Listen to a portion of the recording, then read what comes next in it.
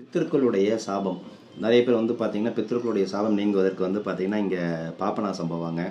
அதுக்கப்புறம் பவானி சங்கமேஸ்வரர் கூடுதுறையில பண்ணுவாங்க. அதுக்கப்புறமா வந்து பார்த்தீங்கன்னா, பரசுராமர் ஸ்தலம் ஒண்ணு இருக்கு கேரளாவுல. அதாவது வந்து பார்த்தீங்கன்னா, இதெல்லாம் வந்து பார்த்தீங்கன்னா, பரசுராமர் தன் தாயினுடைய குற்ற தோஷம் நிவர்த்தி செய்வதற்காக வந்து பார்த்தீங்கன்னா, அந்த பித்திருக்கள் வந்து ஆத்மாக்கள் சாந்தி அடையாம இருக்கக்கூடிய இடம்லாம் வந்து இதெல்லாம் சொல்லப்படுகின்றது. ஆனா நூல்கள்ல வந்து பார்க்கும்போது, புராண காலத்தில வந்து பார்க்கும்போது, தாடி கொம்பு ரொம்ப விசேஷம். அதாவது வைகாசி, ஆவணி, கார்த்திகை, மாசி மாத பிறப்புகள் தினங்கள்ல விஷ்ணுபதி புண்ணிய காலம் என்று சொல்லக்கூடிய அந்த காலத்துல பூஜை இங்க போய் நீங்க பூஜை செஞ்சீங்க அப்படின்னா, பித்ருக்கள் சாபத்துக்கு ஆளானவங்க எல்லாருமே சாப விமோசனம் கண்டிப்பாக உண்டு. இருக்கிறவங்க தான் போகணும் அப்படிங்கிறது கிடையாது. மூதாதையர்களுடைய தோஷம், மூதாதையர்களுடைய அனுக்கிரகமும் கண்டிப்பாக கிடைக்கும். அந்த தோஷமும் நிவர்த்தி ஆகுது. மூதாதையர்களுடைய அனுக்கிரகமும் நமக்கு கிடைக்குது.